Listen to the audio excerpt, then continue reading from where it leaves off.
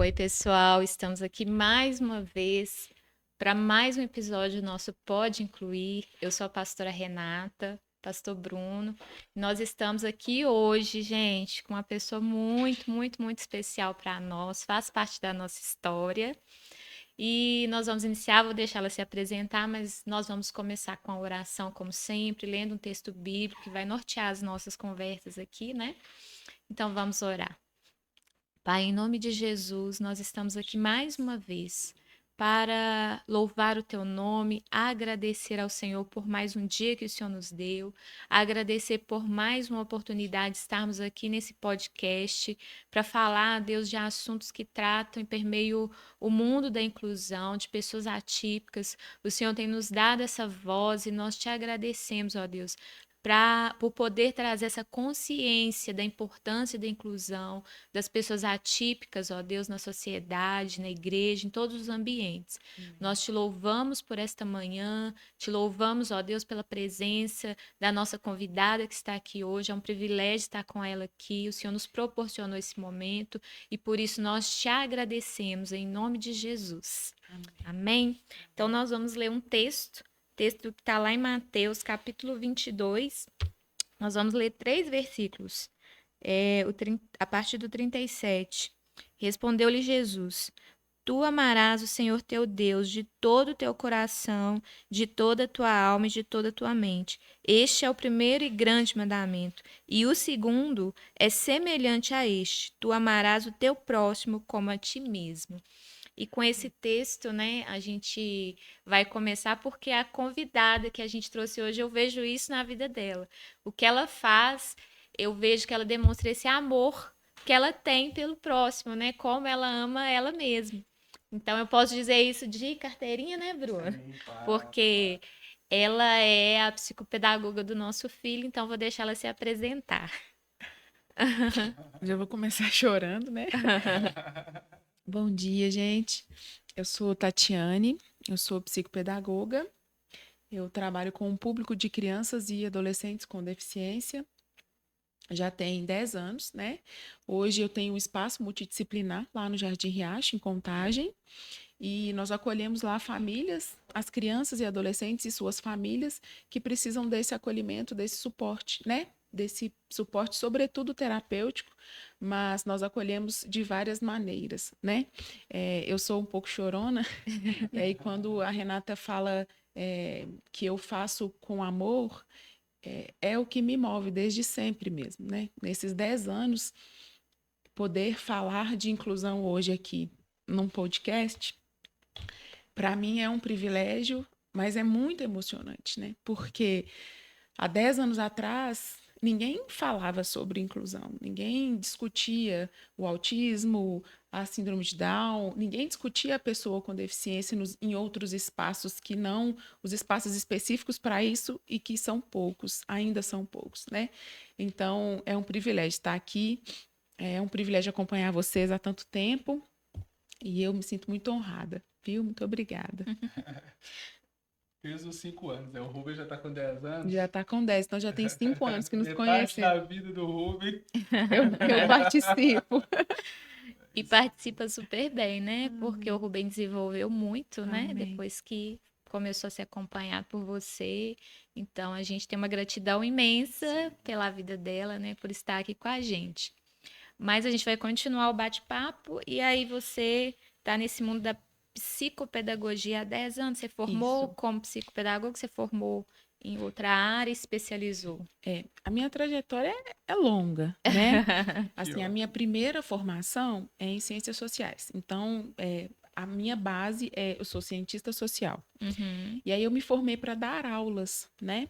Mas logo no final da graduação, eu comecei a, a perceber que o meu lugar não era a sala de aula regular, sabe? Uhum. Tanto que eu fiz estágios, dei aula, mas eu buscava outras coisas, né? A gente sente aquela inquietude. Eu preciso de mais.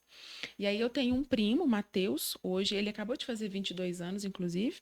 Matheus é surdo, ele é gêmeo Ele é a Marcela, e o Matheus ele nasceu prematuro, ele precisou ficar na incubadora, e isso inibiu o crescimento do nervo coclear.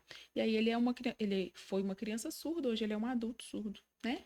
E aí, por causa do Matheus, eu fui aprender um pouquinho de Libras. Aí eu fiz um curso há muitos anos atrás, ele era pequeno, fiz lá no CAS, que é uma instituição que fica ali perto do Fórum Lafayette, junto com uma escola, é uma instituição pública. E aí eu fiz esse curso.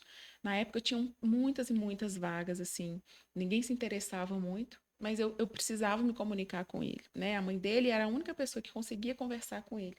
Então eu fui fazer esse curso e aí eu descobri o mundo das pessoas com deficiência a partir daí, né? E aí eu Uhum. comecei a me envolver nesse sentido, comecei a me interessar muito por Libras, mas ainda naquela época não falava-se muito de inclusão, né? A pessoa com deficiência auditiva, ela já tinha o direito de ter o intérprete na escola, na sala de aula, era um pouco mais avançado do que a gente vê hoje em relação ao TEA, por exemplo. Mas Uhum. ainda assim deixava muito a desejar. E aí eu entrei nesse mundo por aí. E aí, a partir daí, naquela época, eu pensei, o que eu posso fazer, né, em termos de estudar mesmo, para trabalhar com o público de pessoas com deficiência. Uhum. Naquela época, eu não tinha psicopedagogia, tinha, mas era uma faculdade presencial, aqui era longe para mim, e Uhum. aí eu fui fazer uma pós-graduação em Educação Especial e Comunicação Assistiva. E aí eu fiz, gostei da pós e comecei a fazer alguns atendimentos a título de auxiliar a pessoa com deficiência, a criança, na época eu atendia poucas crianças, mas Uhum. auxiliar no processo de aprendizagem mesmo, sabe? Mas eu sentia falta de algo mais, porque não era nada muito aprofundado. E Uhum. aí eu precisei trabalhar como socióloga, porque eu precisava pagar as contas, né? Então, Aham. eu trabalhava numa empresa e eu atendia algumas crianças, né, como especialista em inclusão na época. Uhum. Aí depois veio o boom da psicopedagogia, e aí eu fiz a psicopedagogia, eu fiz a formação pedagógica, e aí depois eu fiz a psicopedagogia com ênfase em práticas inclusivas. Então, assim, eu já fiz. A minha formação é longa Tem e, muitas habilidades aí, né? na verdade, muita paixão mesmo, assim, Uhum. por por estar ao lado dessas pessoas, dessas crianças, dessas famílias e perceber a necessidade desse acolhimento que até hoje deixa muito a desejar, né? Mas a gente hoje vê mais profissionais acolhendo do que era naquela época. Tipo, você viu a necessidade, né? E foi buscando conhecimento, aí via a necessidade novamente, aí ia buscando mais conhecimento, né? Exatamente. Dessa E o que maneira. eu lembrando aqui, tem bastante tempo, né? Mas lembrando dessa época, eu lembro que quando eu comecei a atender, eu ia em casa, eu atendia em domicílio. Isso em qual ano, mais ou menos? Era 2017, eu já estava. Era mais ou menos 2015. Entendi. 2015, mais ou menos, que eu 10 comecei. anos. Tem 10 anos, mais ou menos. Em 2014, eu já fazia pequenos atendimentos, mas eram muito poucos, assim. Uhum. Aí, em 2015, que eu comecei a atender um pouco mais, porque as pessoas começaram a descobrir que eu ia em casa. Uhum. Tanto era a necessidade e a falta de profissional que as pessoas, as famílias nem buscavam esse serviço, porque não tinha, Não não tinha, tinha. né? Então eu comecei a atender uma pessoa, eu ia lá na Pampulha, eu tinha um ninho velho, era carburado, ele fazia um barulhão. E aí eu rodava, que era uma beleza em Belo Horizonte. Então eu ia lá na Pampulha, aí saía da Pampulha, eu voltava lá para Contagem, aí eu ia lá em Ribeirão das Neves, era tudo muito espalhado, sabe? E Uhum. aí eu fazia poucos atendimentos. E aí as pessoas começaram a descobrir que eu ia em casa e começaram a me procurar mais. E aí eu comecei a ficar sem horário. É, tinha uma quantidade de pessoas significativa, mas principalmente por causa do deslocamento. Porque, assim, eu não conseguia organizar de forma que eu fosse um perto do outro, porque eram muito distantes um do outro, sabe? Uhum. Então, eu não conseguia atender tantas pessoas, e aí eu comecei a ficar com esses horários mais restritos. E aí eu tô lembrando que quando algumas famílias descobriram que eu fazia esse atendimento, elas me procuravam e falavam assim, mas meu filho, ele não sabe ler, ele não sabe escrever, às vezes ele é um pouco agressivo. Você atende mesmo? Não, se você não atender, não tem problema, eu vou entender. Né? Já se Se justificando, né? justificando o tempo inteiro, as famílias o tempo inteiro se justificando. Olha, você vai vir aqui em casa, mas é sem compromisso. Eu entendo, se não der, depois você me fala. Não precisa nem falar na hora, às vezes você vai ficar com vergonha de falar que não consegue atender, não tem problema, sabe? E aí, na medida que as pessoas iam me trazendo isso, eu ficava pensando, Deus, eu preciso fazer a diferença na vida dessas pessoas. Mas sempre foi muito difícil, porque o mercado, ele forma o profissional pensando no desenvolvimento. Mesmo que da pessoa com deficiência, é a pessoa com deficiência, mas ela tem poucas dificuldades, né? Não pensa nos extremos. Uhum, E aí eu ficava pensando, eu preciso de mais, né? E uhum. quem me deu esse mais, na verdade, eu vou conseguindo um pouco mais, é com a experiência mesmo. É com cada criança. Não tem uma formação que me tenha Até porque ensinado cada mais. um é bem específico, né? Não existe um igual ao outro, Não. né? Cada um tem a sua especificidade, vamos falar assim. Tem algo que o outro não vai ter, né? A gente fala muito isso dentro do autismo, né? Por ser um espectro, nenhum autista é igual ao outro, então não tem uma receita de bolo. Né? Então, por isso que a gente te considera tanto, né? E é sempre que pode indica, porque a gente vê que você tem esse olhar de não vou usar mesmo método para cada um. Você olha a individualidade da pessoa, né? E nesse meio de inclusão a gente vê muito isso. E é na realidade de todo ser humano, né? Ninguém é igual Não. ao outro, então a gente não pode tratar como igual. E eu vejo essa dificuldade muito, falando muito do meio que a gente vive, na escola, né? Que eles Sim. querem tratar os alunos de igual forma, mas mesmo uma criança que não é atípica, ela também tem as suas habilidades e dificuldades diferentes umas das outras. E aí, quando eu enxerguei, eu li o Ruben, né? Que eu fui ver e no ambiente da escola, às vezes tem que brigar por algumas coisas. Eu fiquei pensando até mesmo nas outras crianças que não são atípicas, né? Falei, gente, cada um tem algo que precisa ter um olhar diferenciado. E aí vai todo mundo no mesmo pacotinho, né? E Sim. isso é uma dificuldade que eu vejo muito, não só no meio das crianças atípicas, mas principalmente com elas. Porque aí elas já têm que ter um olhar mais diferenciado ainda, né? Por causa das dificuldades que não está dentro de um padrão que é esperado, né? Sim. E vejo isso na minha realidade com o meu filho. Mas então a sua maior dificuldade dentro disso que você, né, se propôs a fazer, de estudar, foi essa, então, que você acabou de falar aí de você foi preparada para uma coisa, né, esperando algo e na realidade você lidar com dificuldades diferentes, bem diferentes do que você aprendeu na faculdade, Muito né? diferentes. O meu maior desafio, sem dúvida, foi esse. Primeiro, entender qual era o meu papel. Eu queria trabalhar com o público de crianças com deficiência, mas eu não queria fazer o que já estava sendo feito, que era o mínimo. Uhum. Mas eu também não sabia como fazer diferente, porque é o que você disse, a faculdade não Não te ensina, preparou. a faculdade não prepara a gente para o mercado, ela prepara de forma teórica o que deve ser feito, mas como fazer é a gente que vai se virando, né?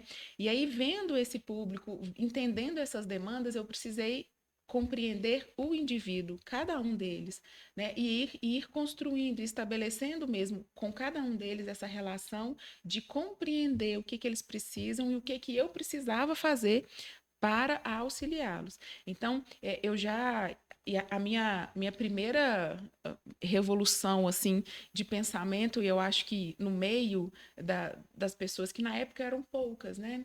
Eu estou em Contagem trabalhando, vai fazer 10 anos.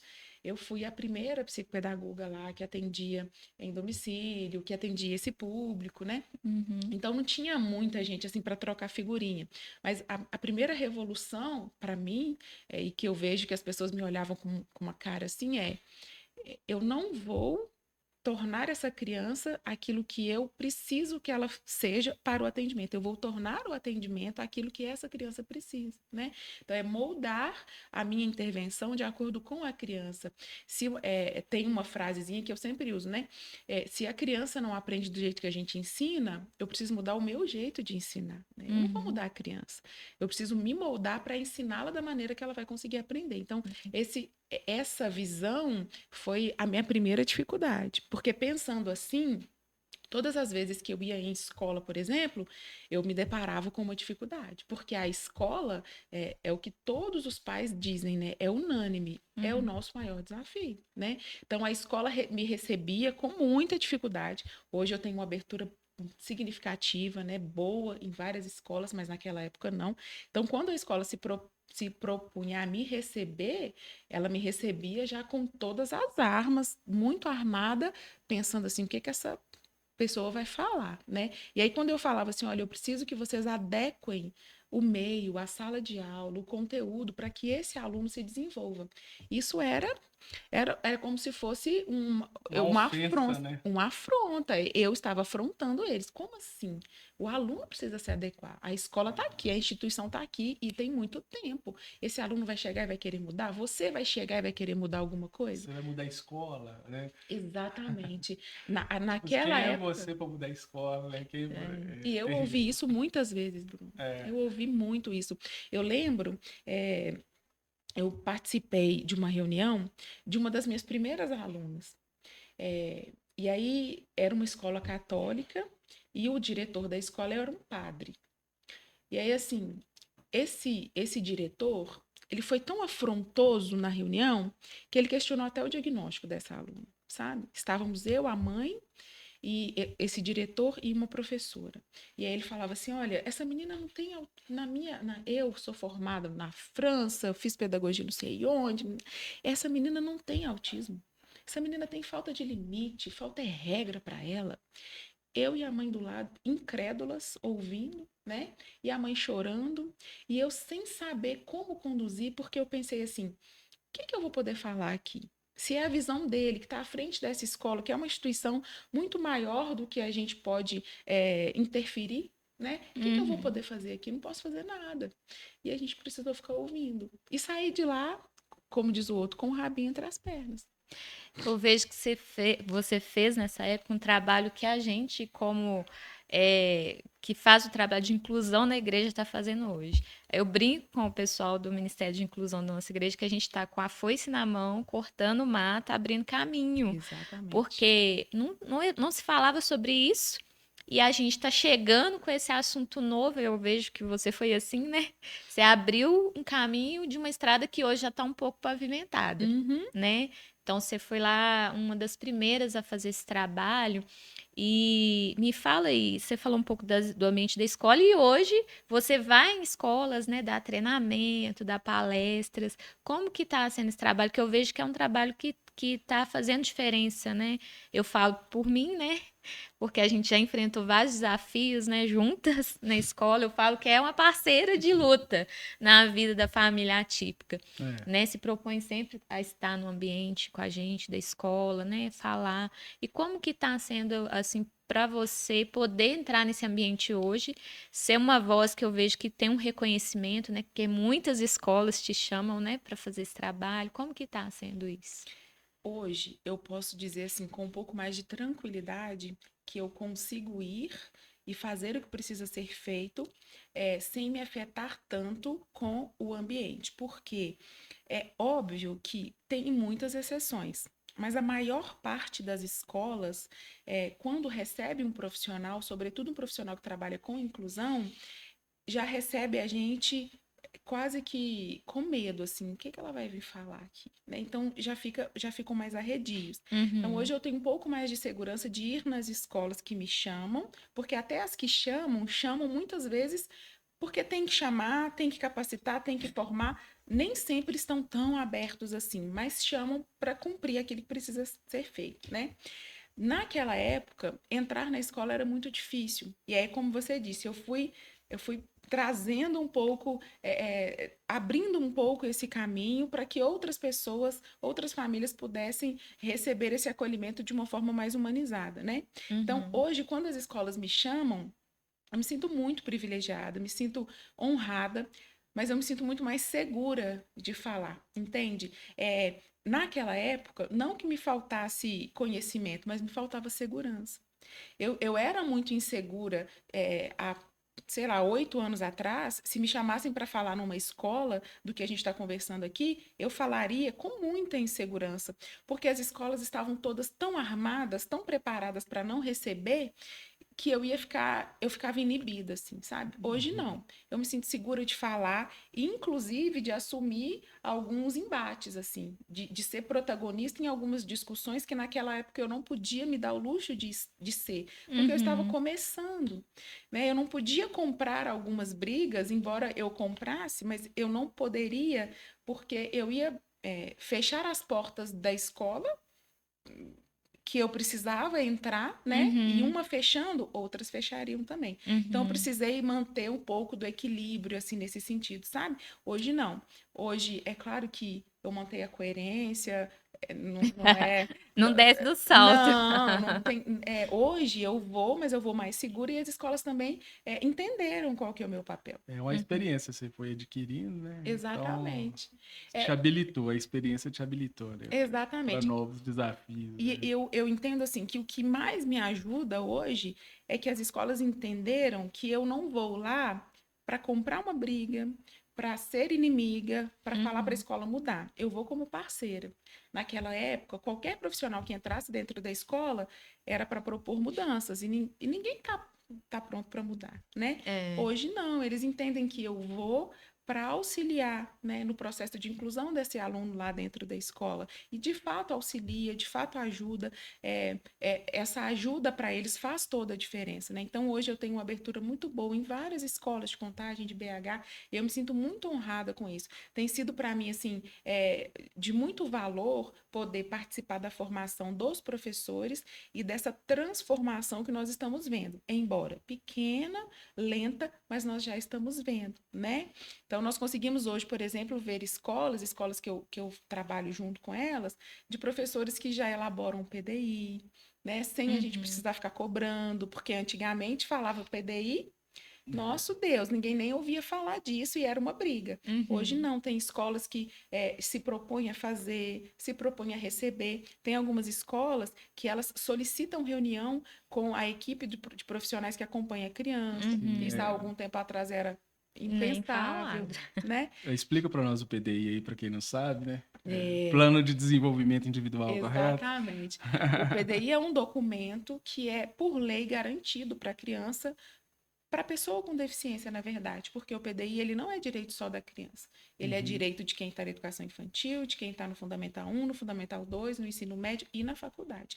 Então, é um planejamento que visa identificar as habilidades, as potencialidades, as dificuldades e quais as estratégias nós precisamos lançar mão para que aquela criança, aquele aluno se desenvolva no seu potencial máximo dentro do espaço escolar. Então, é um Uhum. documento. E, por lei, ele é garantido para qualquer pessoa com deficiência. Muito bom, muito bom.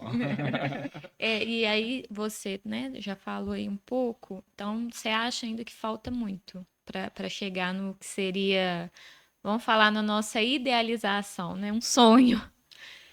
Falta muito, falta menos do que faltava há 10 anos atrás, falta menos do que faltava ontem, mas falta muito. Eu, hoje, depois que eu ganhei a Elisa, né? A minha filha tem 6 meses, agora eu estou retornando aos atendimentos, mas eu atendo bem pouquinho ainda, Uhum. e eu tenho retornado com as capacitações, com as formações e com as supervisões de profissionais, de outros psicopedagogos. E aí, o meu foco hoje, pensando na minha filha, é de trabalhar principalmente com essa formação, porque eu entendo que se a gente muda o espaço onde as crianças estão, nós temos grandes chances de trazer mais qualidade no processo de aprendizagem dessa criança lá dentro da escola, porque a gente precisa mudar o ambiente, né? Uhum.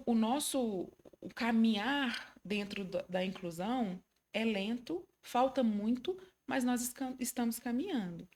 Quando nós pensamos assim, que há 10 anos atrás nenhuma escola me recebia, e hoje, 10 anos depois, eu sou parceira. Hoje são 7 escolas parceiras. Uhum. Essa parceria diz respeito a chamar para fazer palestra, capacitação, formação de professores, reunião acerca dos alunos. Então, são 7 escolas que eu tenho uma abertura muito boa, que eu consigo entrar, falar sobre o que precisa ser feito, ser acolhida, ouvir também o que não dá para fazer. Então, há 10 anos atrás, era 0. Hoje nós temos 7. Estamos lentamente caminhando, né? Uhum.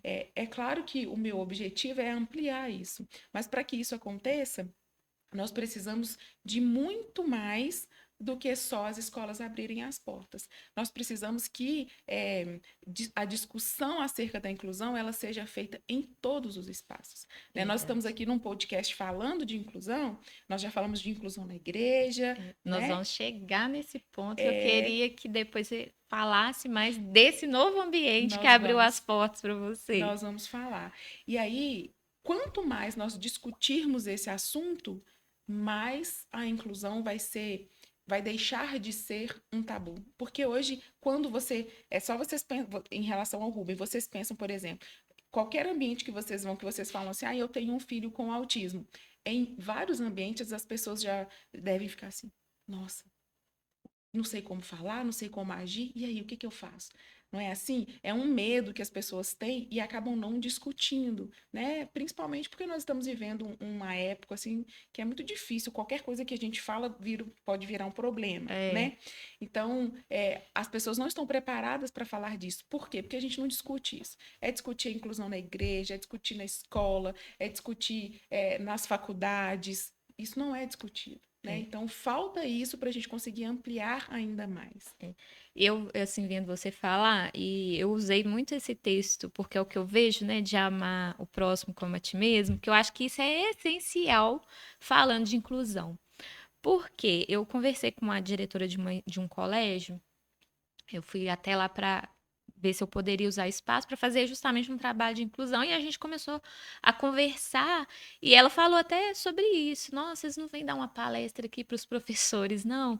Porque ela me falou da dificuldade. Lá a escola é mais para adolescentes. Eu vejo que enquanto criança tem assim um acolhimento melhor, mas a partir do momento que aquela pessoa com deficiência ou com algum transtorno vai virando adulto, já não tem mais aquele olhar de, nossa, eu vou acolher. E aí ela me fala justamente sobre isso, como são adolescentes e tem vários níveis, por exemplo, com autismo, vários níveis lá, né, de crianças, de adolescentes já com um autismo leve ou um autismo mais precisa de mais cuidados. E aí ela falando que é zero empatia dos professores. Que aí o professor, aquela criança, aquele adolescente está em sala e aí começa a ter alguma dificuldade, aí pede pro apoio tirar de sala. Então você vê, e aí eu escutando aquilo da diretora e como é um colégio que é da rede pública, ela falou assim, eu não tenho como intervir porque são terceirizados e a gente fala, mas não dá ouvido. E eu fiquei, gente, e eu me vi nesse lugar com você, como que eu posso ajudar nesse caso? E aí eu vejo que ainda tem muita barreira e se a pessoa não tivesse olhar de se pôr no lugar do outro mesmo e falar assim, nossa, como que eu posso ajudar essa pessoa? Isso vai ser bem difícil. Então, por isso que quando eu te chamei, eu vi esse texto, porque eu falei assim, gente, a Tati, ela é isso, ela tem esse amor de se colocar no lugar do outro e falar como que eu posso ajudar, que foi o que você falou aqui, né? Em todas as questões ali que você se envolveu, você sempre pensou como que eu posso ajudar, né? E quando você falou da terapia lá no seu consultório, que você pensa assim, como que eu posso fazer para que essa criança aprenda e não usar só os métodos que você já conhece, né? Eu vejo que você se reinventa a cada pessoa que entra ali na sua porta, né? Exatamente. E quando nós nos propomos a fazer, né, quando a gente se propõe a atender individualmente, independente da condição, independente da neurodiversidade, a gente precisa se reinventar, porque nós somos seres diferentes, né? Sendo ou não sendo uma pessoa com deficiência, nós somos seres diferentes, então nós aprendemos de forma diferente, né? Então, nós, enquanto profissionais, nos reinventarmos é fundamental. E o que hoje eu observo que é ainda uma dificuldade grande? Como tudo, né? Como toda área, quando a gente começa com o trabalho, né? Quando eu comecei lá naquele tempo, não tinha ninguém. Eu era sozinha. Eu brinco que quando eu cheguei, aquilo tudo era mato. Não tinha nada. E aí as coisas foram acontecendo, nós fomos construindo o fazer, né? A psicopedagogia dentro desse mundo de pessoas com deficiência, porque a psicopedagogia não trabalha só com pessoas com deficiência, né? Essa é a área de atuação que eu escolhi me dedicar, mas não é uma área exclusiva. A psicopedagogia trabalha no desenvolvimento típico também, né? Eu escolhi trabalhar com o público de pessoas com deficiência. E aí, quando eu escolhi fazer isso, eu fui desbravando, né? E aí fui desbravando e talvez despertando interesse em outros profissionais, até pelo curso mesmo, pelo mundo, pelo universo mesmo da pessoa com deficiência. Mas uma coisa muito importante ficou para trás, que é o fazer de acordo com o que a criança ou adolescente precisa. E não o que é dito lá na teoria que precisa ser feito. E aí, o que eu vejo nesse caminhar todo, as pessoas vão se formando e vão atendendo sem estudar, sem se preparar e sem ganhar experiência. Tem uma questão muito forte aí na profissão de vocês, que é pura e simplesmente por amor, né? E vocação. Exatamente. É amor e vocação, porque se a pessoa entra nessa profissão querendo só o financeiro, visando só o financeiro, né? Então vai só cumprir ali o que está na cartilha. Eu vou andar com o regulamento debaixo do braço e vou dar sequência, né? Mas quando você entende isso como um sacerdócio, né? Como uma missão, essa é a minha missão aqui na Terra, né? Aí as coisas passam a fazer sentido, as pessoas são realmente impactadas, né? Então, assim, isso para mim faz diferença, né? Tivemos aqui outro profissional também no último podcast que também ingressou por amor. E isso muda a vida das pessoas, né? Muda, assim, profundamente, né? E a Renata leu esse texto e é isso, né? Esse amor, essa paixão, você se encontrou ali, né? Também, né? Se completou, né? Na sua missão. E aí o recurso financeiro, lógico que vem, a gente trabalha, mas é uma consequência, né, do trabalho, né? É muito importante. E a gente está falando aqui um pouco, falando sobre autismo, mas tem um diagnóstico que é muito dado hoje, que é do TDAH, né? E às vezes é meio que deixado de lado, TDAH, isso é fichinha. E a gente vê muitas pessoas com muitas dificuldades, porque não receberam um diagnóstico, ou receberam e é meio que deixado de lado. E aí eu me surpreendi com um treinamento que você foi dar lá na nossa igreja, nós vamos entrar nesse assunto daqui a pouco, que você falou que você descobriu já na fase adulta que você tem o TDAH. Como é que foi isso e como é que isso impactou a sua vida antes do diagnóstico e depois do diagnóstico?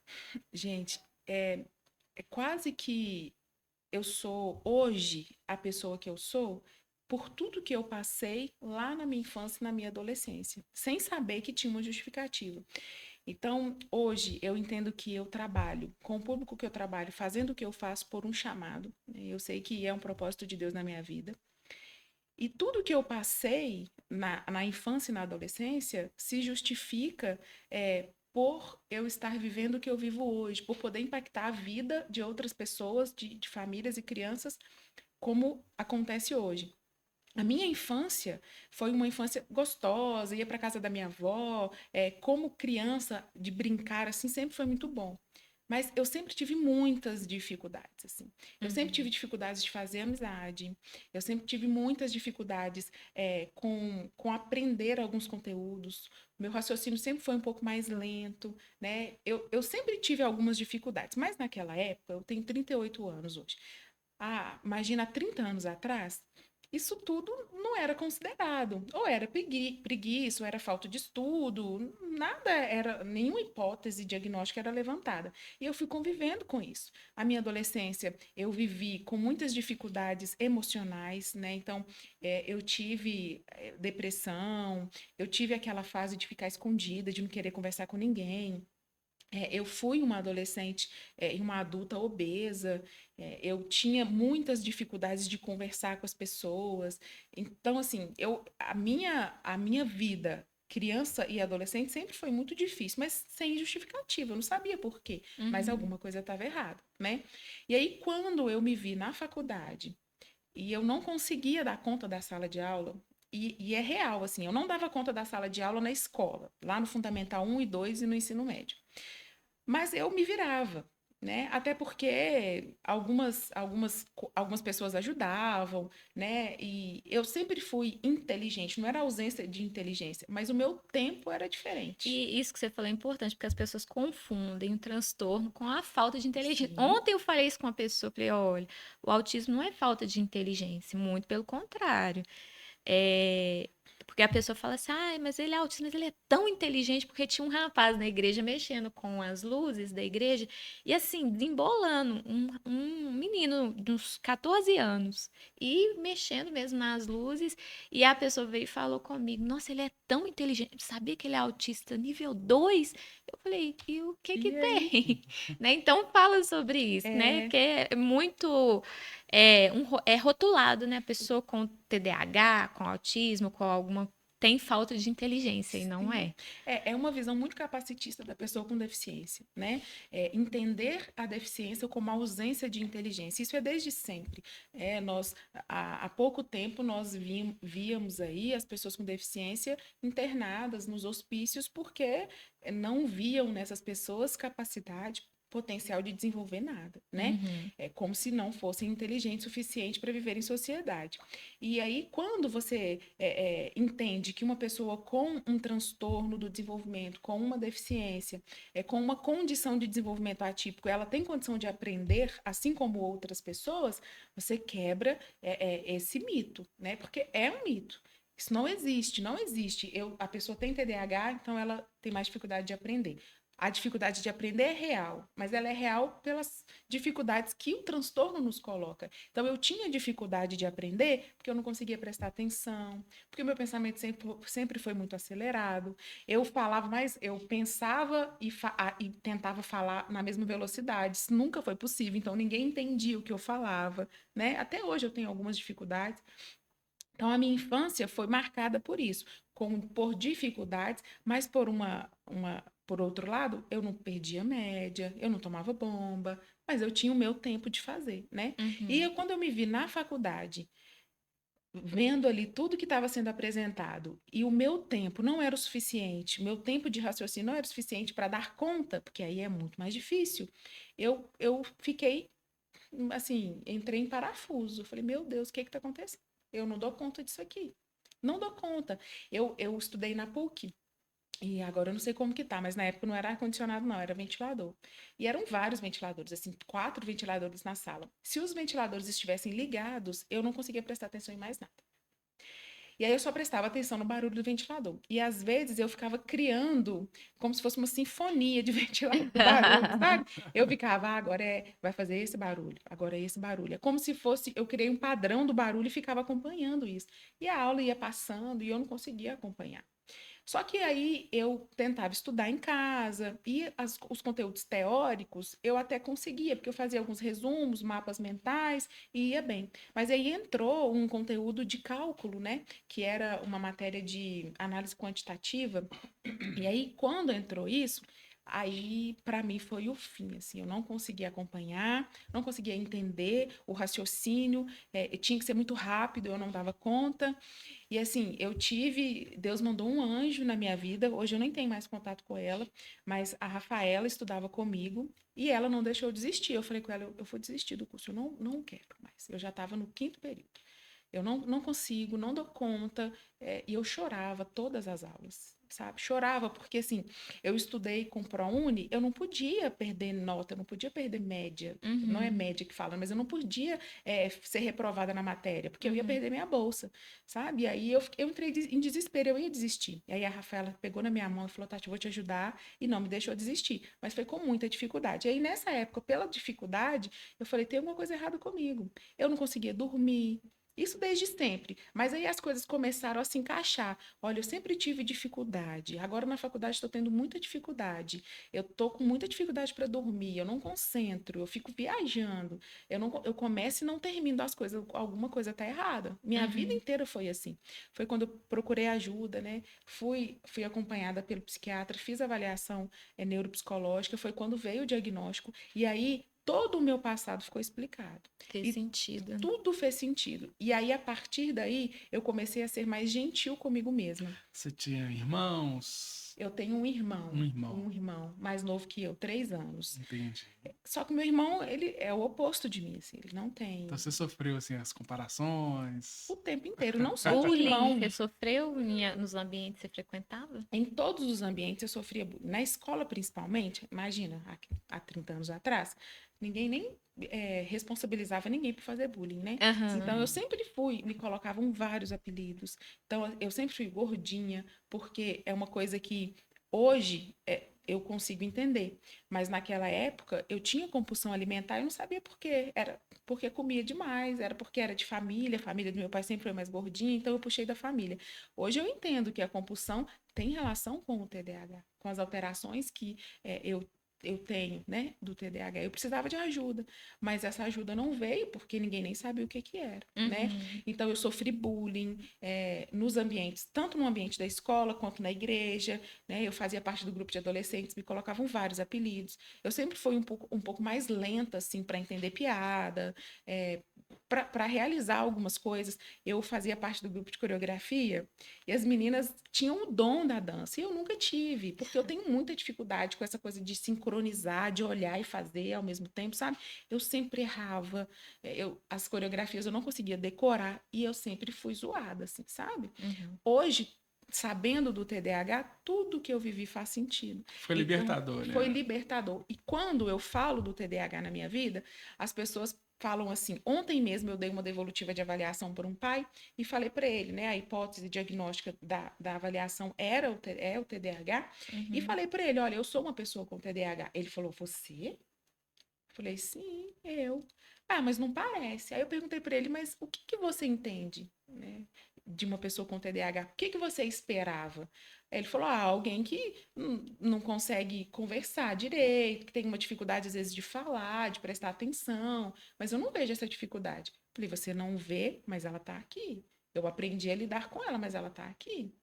Então, as pessoas ainda têm essa visão de a pessoa tem TDAH, ela é dispersa, ela é desatenta, ela não consegue aprender. Tem uma cara, né? Tem. O estereótipo, ele é muito hoje usado assim, né? A pessoa com autismo é assim, a pessoa com TDAH é assim, a pessoa com DI é assim. Tem o estereótipo para tudo, né? Quando, na verdade, vai depender muito do indivíduo, do ambiente que a gente vive, das experiências que nós tivemos, né? Sim. Então, ter o diagnóstico de TDAH mudou a minha vida para frente, me fez entender que eu sou capaz, eu tenho muitas dificuldades, mas eu sou capaz, né? O uso da medicação fez toda a diferença na época da faculdade. Qual medicação? Eu usei um psicoestimulante, né? O mais famoso, metilfenidato, a Ritalina. Usei na época da faculdade só. É porque eu falo que é bom falar sobre a questão da medicação, que tem muitas famílias que têm medo da medicação. Muitas. Né? A gente teve, né, no princípio. Você vê aquela tarja preta assim no remédio, Nossa. você fala, nossa. E se você ler a bula... Nossa, se você ler a bula, você não dá. Não. O remédio você não toma.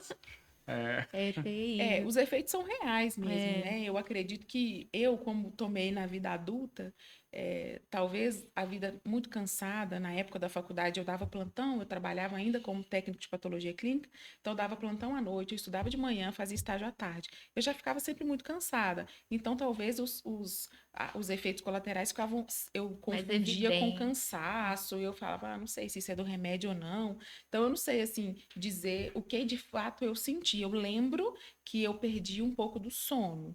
Mas a medicação te auxiliou? Demais, Uhum. demais. Essa história que eu contei para vocês do ventilador, pós-medicação, eu consegui amenizar muito. Uhum. Eu ainda ficava prestando atenção Porque é neles. inato, né? É você, é assim, né? Exatamente. Eu ainda prestava atenção, mas eu pensava assim, não, não posso, tem que olhar para frente. Aí eu continuava. Vez ou outra, o pensamento no ventilador voltava, mas eu já disfarçava.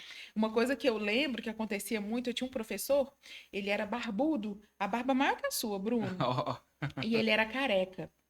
E ele fazia muita piada com a Barbie e com a careca dele. Uhum. Ele às vezes levava algumas. Aí ele fazia, contava algumas coisas assim que fazia a gente rir. Então ele levava algumas imagens, às vezes colocava um slide lá comparando ele com algum personagem. Eu achava isso super engraçado. E aí um dia, uma vez, ele fez. Vocês já ouviram falar no Ravengar? É um personagem, eu nem sei de onde que é. Eu sei que é um personagem. Ele é muito diferente, depois vocês pesquisam. E ele falou assim: Ah, eu tô parecendo o Ravengar hoje. E eu não sabia o que que era. E na época, eu nem ficava com o celular assim, não dava para pesquisar imediatamente. E aí eu fui pro DA no intervalo e fui pesquisar quem que era Ravengar. Aquilo não saía da minha cabeça. É uma pessoa, tem um cabelo diferente, uma barba diferente. Eu achei muito estranho, sabe? E aí eu comecei a pensar, olhar para esse professor e ver o Ravengar. Todas as vezes que ele entrava para dar aula, gente, eu pensava assim, nossa, ele é igual o Ravengar. Sem nem saber quem é esse Ravengar. Vocês estão me ouvindo, vocês vão saber quem que é, porque eu acho que é um personagem famoso, assim. Hoje eu nem lembro mais, mas na época que eu pesquisei, e a imagem ficou na minha cabeça. Gente, ele entrava na sala, eu só via esse homem, esse Ravengar. Eu não conseguia prestar atenção nele. Era a coisa mais engraçada. Eu falava, Deus, tira essa visão na minha vista. Eu quero parar de ver isso, sabe? E eu não conseguia, era quase um pensamento fixo, sabe? Uhum. É mais ou menos assim que acontecia. As coisas, os pensamentos vinham e eu não conseguia desviar. Pós-medicação, melhorou muito isso, sabe? E é importante dizer assim que eu tomei a medicação na época da faculdade. Depois eu não tomei mais. Uhum. Eu Não só teve a tomei, necessidade, né? não teve. Eu entendi assim que se eu tomasse poderia ajudar bastante, mas eu não queria continuar tomando porque a maior dificuldade era nessas matérias. Eu tive 4 matérias de quantitativa e aí por isso eu tomei. Se fosse pensando nas outras matérias eu não teria tomado, sabe? Eu ia Uhum. me virando assim, mas essa Uhum. especificamente me Uhum. exigiu. E foi bom você falar também do diagnóstico, porque tem muitas pessoas que têm medo, né, do diagnóstico. E o quão importante ter um diagnóstico, né, para você se conhecer, né? Eu lembro que na última, a gente trouxe uma mãe que tem um filho com esquizofrenia, ela falando que ele procurou, né, ir atrás de alguém que pudesse falar mais sobre ele, sobre isso, sobre a esquizofrenia, para ele se conhecer, para ele se entender, para ele entender as suas dificuldades. E eu acho que isso é importante. Então a gente lidar, né, com muitas famílias que têm medo, né? A gente está nesse ambiente da igreja lá, a gente vê muito medo, né? Medo do diagnóstico, a pessoa fica negando ali que existe alguma coisa.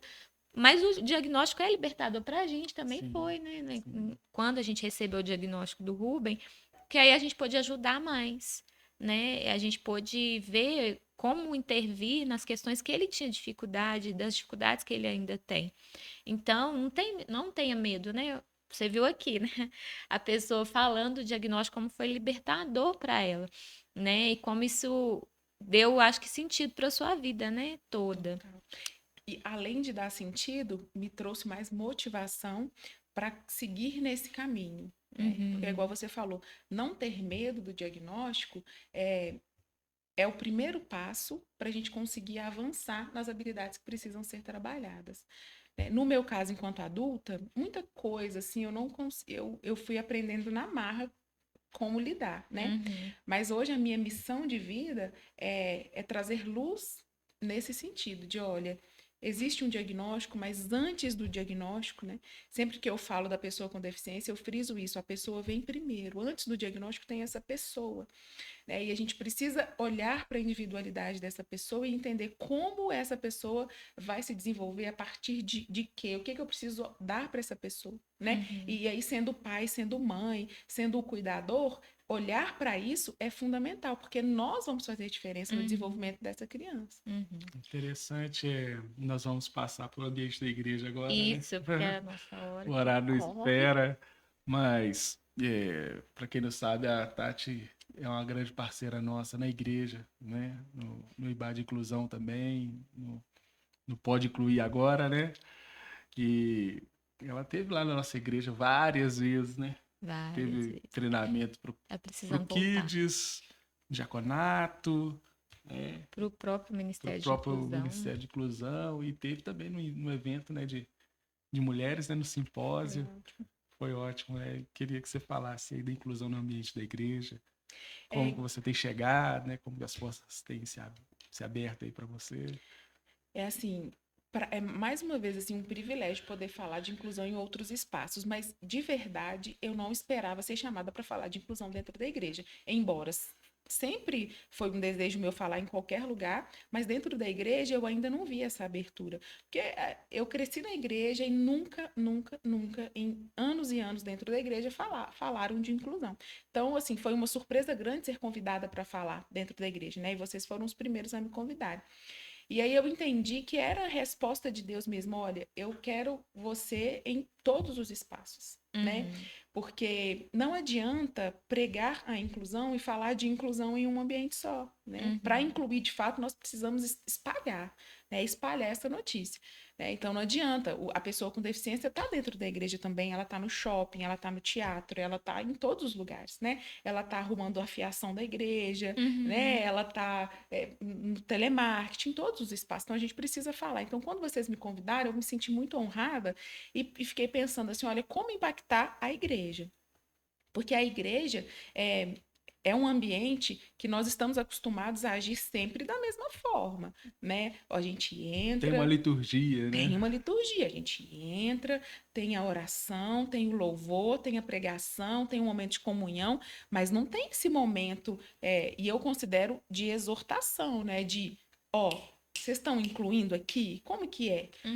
Eu nunca tinha vivenciado isso, né? E quando eu vou na igreja, é isso que eu faço, é exortar, né? É chamar a atenção da igreja para aquilo que Jesus nos chamou, né? E aí, eu estou recebendo todo mundo?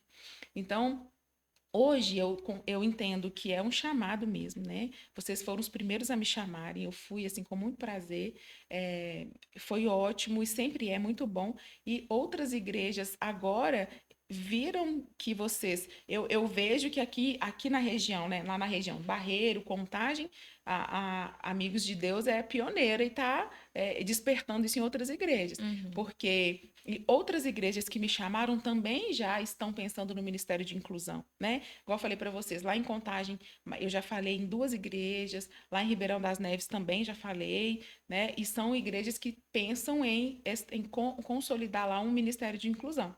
Então, assim, para mim é uma honra muito grande e eu espero continuar falando dentro da igreja sobre inclusão para todas as pessoas, principalmente nesse primeiro momento, né? Eu gosto de falar quando as pessoas não sabem nada de inclusão, porque impacta, né?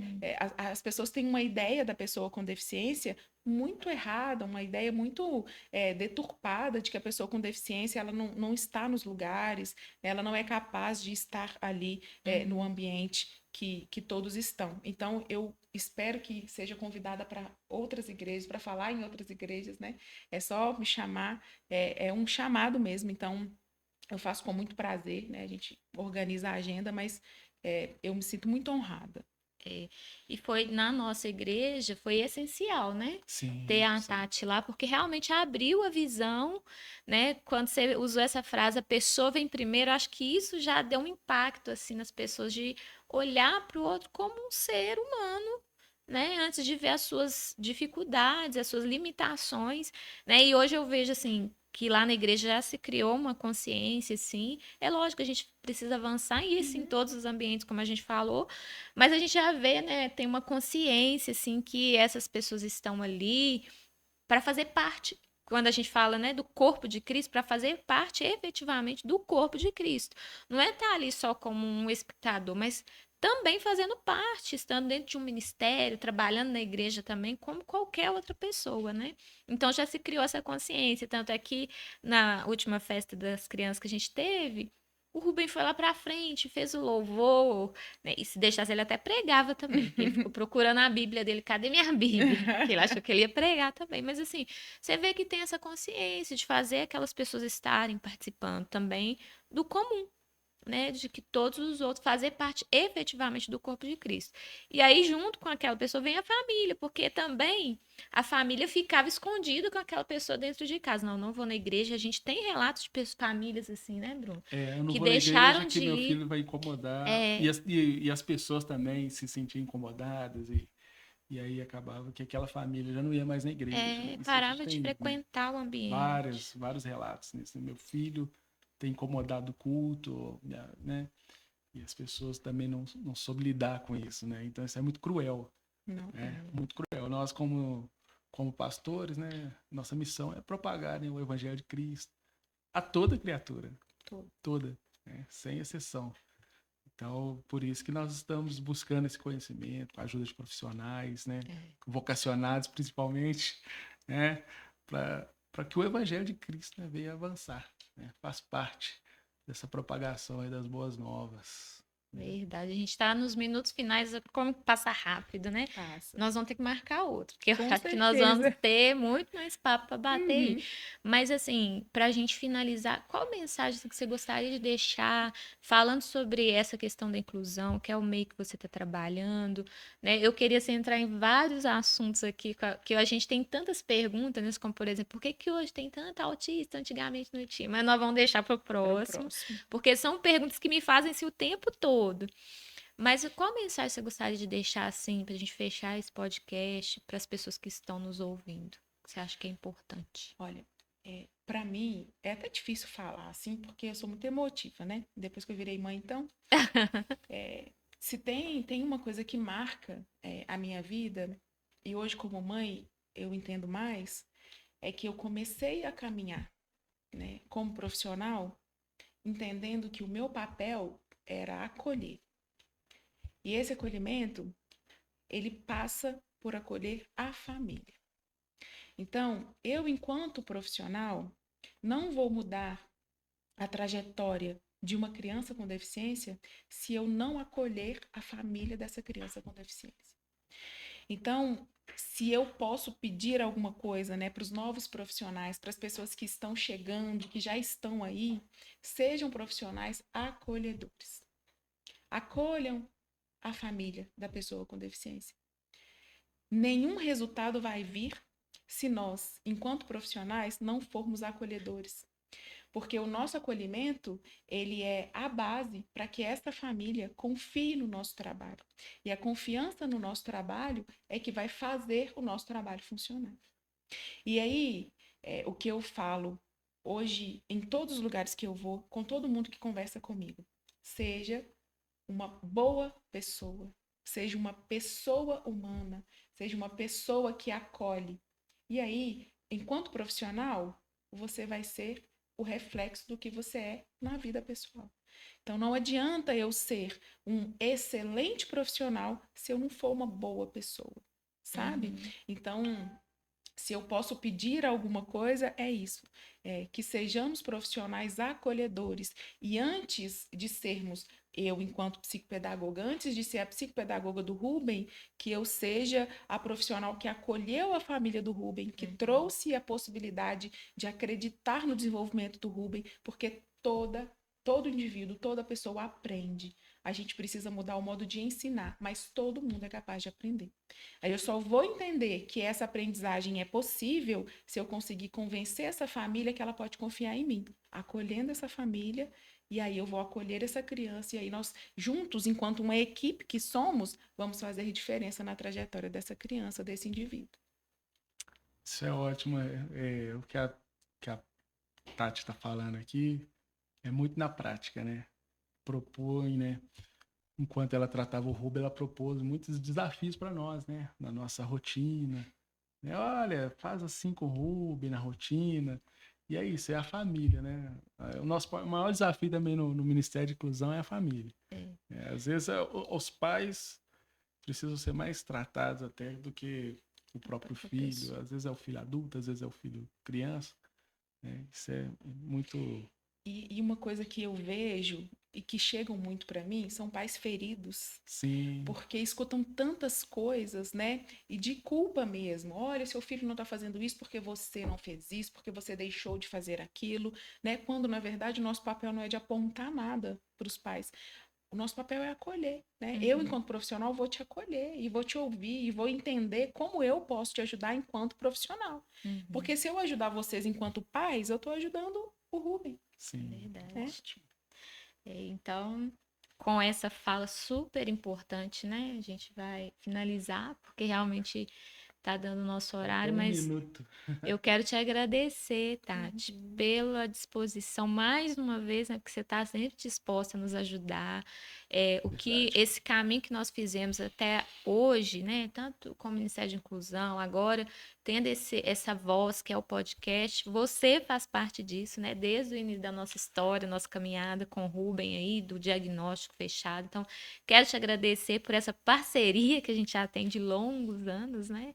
E é um privilégio poder te ouvir, queremos te ouvir mais, né? Só Te me chamar. convidar para estar aqui mais Isso aí. vezes com a gente. Queria agradecer também e dizer que você é uma inspiração para nós. Né?